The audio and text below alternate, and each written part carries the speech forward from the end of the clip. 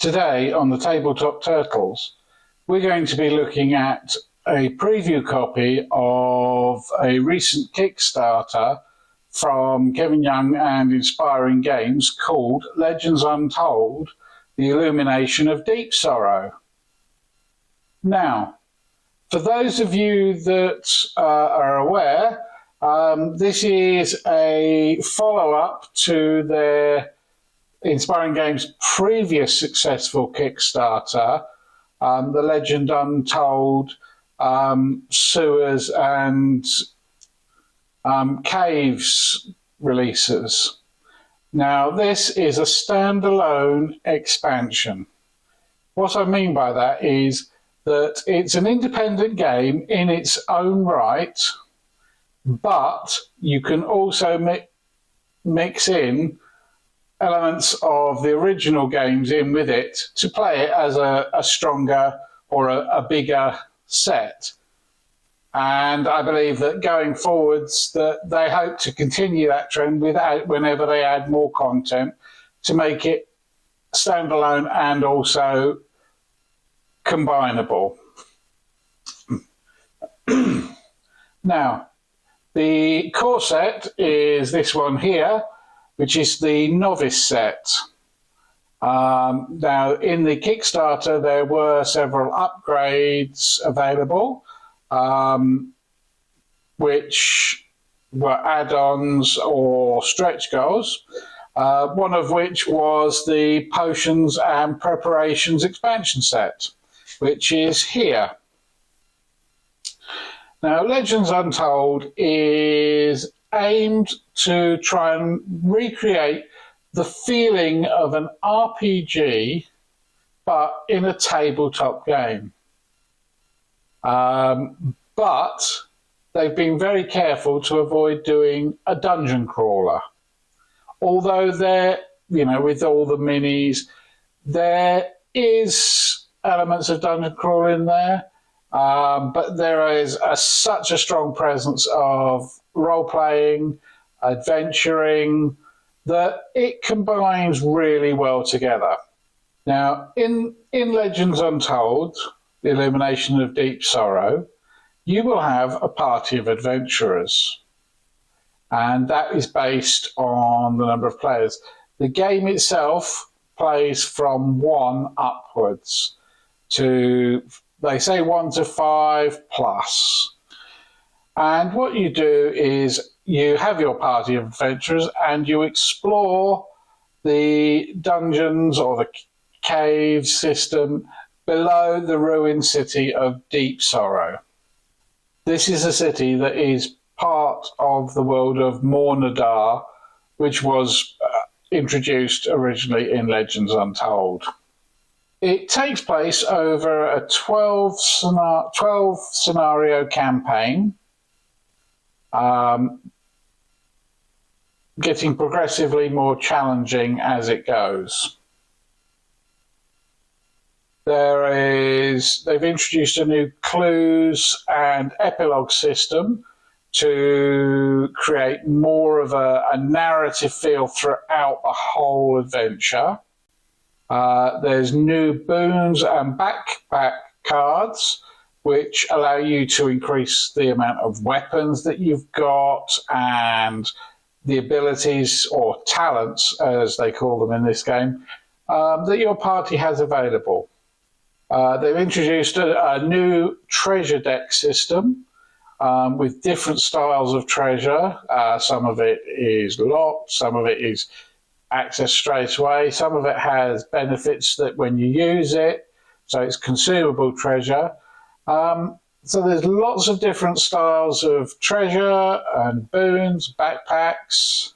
But not only that, they've also improved the talents side of it, which is the weaponry and the abilities of the characters. They've increased the physiological aspect of it. They double as your endurance or your health. When you use a talent, you expand its ability by tapping it, or rotating it 90 degrees. And that shows that it's been used, and then you don't have it available until you've rested. When you take damage, your talents are your life points, for want of a better word. And when you take damage, you flip one of them over, and that's no longer available to you.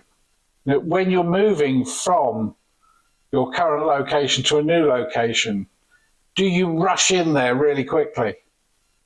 Do you take your time and be really stealthy? Or do you just march confidently forward? These will have an impact on what you can and can't do, and also modifiers.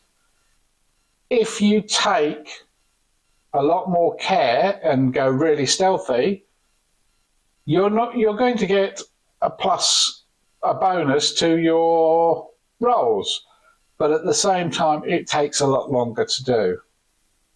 And thus there is a balancing act involved. There are new occupations, cultures, weapon kits, and so much more to discover within the game. As I briefly touched on just now, when you move location, that uses up time. Also, taking actions uses up time as well. What is this? What is the time thing? Well, what they've got a very, to me, clever way of marking how much time you've taken. You have, at the start of each scenario, you have a set amount of time, and that is shown in the way of cards. And every time you take an action, you expend some of those cards, and they're moved face down to one side. And when you get to the last card in the deck, that's turned over, and that is the event that happened. And then the deck is reset, but that card that was the event is discarded. So over the course of the adventure, the amount of time you have available dwindles lower and lower. And eventually you start incurring penalties for actions and for rolls. So there's lots to think about constantly. It's a real balancing act between rushing headlong, but also taking your time. Are you going to investigate that rock slide to see if there's any treasure behind it? Or are you going to ignore that and move on to the next location? Are you going to try and be stealthy and surprise any monsters that are waiting? Or are you just confidently going to go, no, we're going to march in? Speaking of combat, they have a new combat board, which has the enemy at the top. In the middle, you have your melee fighters and your ranged fighters at the bottom. And that helps you to allocate your attacks and your defences much more easily. Inside the box, as you can see, this is the sort of size that the original Legends Untold boxes were. Whereas this is a much bigger box. And trust me, there's a lot of stuff in it. One of the first things that you come to is you have the Content Almanac. Now, what's great about this is it tells you everything that's in there and describes all of the ability, all of the different features on each of the cards, what the different decks are, and so on and so forth. I really like this because of the fact that rather than it just being part of the rules, you can look in here and go, what's that bit of the card do? Oh, that's telling me that that's the amount of time it's going to cost me. So this is a great little reference, and I wish more games did that type of thing. You also have your Apothecary's Primer, which has some extra cards for you to use if you wish. and more information in there. You have Brother Totikin's Guide for Novice Adventurers. This is a great little guide for new players to Legends Untold. You have a flow chart there. You have the flow chart there for your exploration, your rest. There's an example of the combat. There's your ranged foes, all your melee stuff, and your ranged heroes. And it gives you a bit of a combat overview. You see, you've got tests and combat. It looks complicated, but it's not that complicated. This game is a lot more complex than a lot of games you might have experienced, but that complexity all makes sense. Everything works well together. And to break you in gently, we have Start Here. Now, in some of the images that you'll be seeing on the screen as I'm talking to you, you will notice that there are cards with a yellow corner. Now, that's a specific set of cards for the how to play. And what this does is it talks you through a few turns of the game. It literally does take you step by step. It says, welcome to, it tells you what cards to use for which character, how to lay them out on the table, what cards you should have for the obstacles, locations, adventures, and an event deck, or time deck as I keep calling it. It's actually an event deck, but it's got an hourglass on it, hence why I call it time. My fault. You've got your combat aid, your readiness tracker, and scout and guard tokens. Now, the reason you need those is because, obviously, you've got a party of adventurers. Somebody's got to go first, and somebody's got to bring up the rear. But a scout goes on ahead, and while you work as a team, they will ultimately make the decision over how you move to the next cave. So if your party, you can't agree to how to do it, they're the ones that get to make the decision. And then you've got a guard bringing up the rear. You will encounter traps, monsters, treasure. And once you've got everything out, it says, you are now ready to play. And it takes you through step by step. Now, this how to play guide, as you can see, there's lots and lots of text, and this takes you through the first introductory adventure, shall we say, which is 4 or 5 turns, and it's 35 pages long. That gives you an idea, but it makes sense. Everything that is there that you need.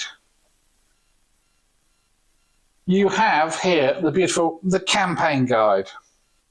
Now, this is a big, chunky A4 thing. How to use this book.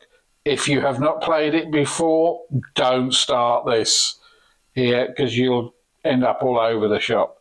They even have, if you have not played Legends Untold before, stop. You have lots of text, backstory, rewards for completing it, and also consequences for failing. You've got different encounters and success stories. You also have your core rulebook. So once you've worked through the introduction, how to play, you will know how to play Legends Untold. And you'll be able to start digging into the campaign. This just gives you a lot more information about each of the actions and goes into a lot more detail on creating your hero for when you want to create a bespoke hero rather than using recommended. It gives you more details on combat, resolving discoveries. So it just takes everything and gives it a bit more fleshing out. And also, there's a campaign tracker. What would a campaign be without one? So that is everything that's all the big books. Now, I'm not going to break all the tokens out, but as you can see, we have decks of cards. There's all the intro stuff. You've got bags of tokens. There's your event decks, and all of that is all in here, which makes for a big, weighty tome. And it's a lovely game. Now, I have to apologise to Inspiring Games because I received this quite a few weeks ago, and I started to play it ready to record. And unfortunately, due to technical issues, I had no computer. So I couldn't edit, I couldn't do anything with videos. So I decided to just play some more of the game to get more of an in-depth feel of it and to see if there was anything that cropped up. And so now I've received my computer back, I'm back up and running technologically wise. I've been able to record this video. So sorry, Inspiring Games, that it took me so long. Wasn't my fault, sorry. Now, with anything like this, when you've got lots of tokens and lots of text and lots of information going on, there will be some things which might crop up that you just feel a bit with. And I'll be honest, I experienced that with this. Now, this is a preview copy, and everything that I encountered, I contacted Kevin at Inspiring Games. One of them was that the small tokens I found to be incredibly small and fiddly. And his response was he totally agreed and that they were planning on making them bigger. The text on the card, as you can see, I wear glasses. My eyesight is not the best, but I found the text to be a little bit small on some of the cards. Not unreadable, just I had to put a bit more effort in. And they have been trying to increase the text size where possible, but obviously the more they do that, the less artwork you see. Another one of the issues that I did encounter was that some of the tokens I found to be a little bit on the dark side. This meant that it was sometimes difficult, especially if you were playing in not the brightest of settings, to differentiate which tokens were which. This was mainly when trying to decide which was the monsters that I was fighting, or which side round the token needed to be for the bright and the dark. Now, once again, they have looked at lightening up the background on those to make them easier to differentiate. All of these things were things that I found with the prototype or the preview copy. So I know that they're addressing them or trying to address them as much as they can before they actually release the actual full game, which has been successful, rightly so, on Kickstarter. And one other small niggle, and this was just a very small niggle for me, was I found that the how to play, the intro guide, was a little bit verbose in places. But that's just me. but I spoke to Kevin about it, and they have been constantly reviewing and refining all of the books. And the most recent How to Play guide is 10 times better, in my opinion. So just telling you that I encountered those with the preview copy. The quality of the cards and the tokens that are in the preview copy were very good. And they will only be better in the game. I personally would recommend this to anybody that's played D&D or Pathfinder, any of those style of RPG games that wants that feel of a bit of an RPG, but doesn't want to go the full minis assault dungeon crawler, because that's not the RPGs. RPGs is, yes, you are doing dungeons, you are doing sewers and the rest, but you're also developing your characters. You're getting better weapons for them. They're getting more experience. They're getting more talents. They're getting new abilities. And that's where Legends Untold really comes alive. You start to really feel about the characters. You start off with this basic character, and then as the game goes on, they become more adept and more able to do the things that you want them to do. Or you just create your own character. You don't have to go with the preset ones. All of this makes this one a game that, if you didn't back it on the Kickstarter, have a look on Kickstarter at the details, and if it does interest you, get hold of a copy. If you can't late pledge, then make sure that you keep in touch with a retailer to try and get a copy, because it's well worth it. I've played quite a bit. I haven't touched the expansion as much as I would have liked to, but I've really delved into the novice set, and 100%, this is a turtle recommendation, Legends Untold. Looking forward to seeing it retail, because I'm excited to see what changes they make from the preview, because the quality is there already, so it's only going to be minor tweaks. Anyway, thank you for watching. See you soon. Turtles out. Thanks for watching the latest Tabletop Turtles video. Don't forget to click like, subscribe and hit that bell to be notified of new Tabletop Turtles content. Until next time, Turtles out!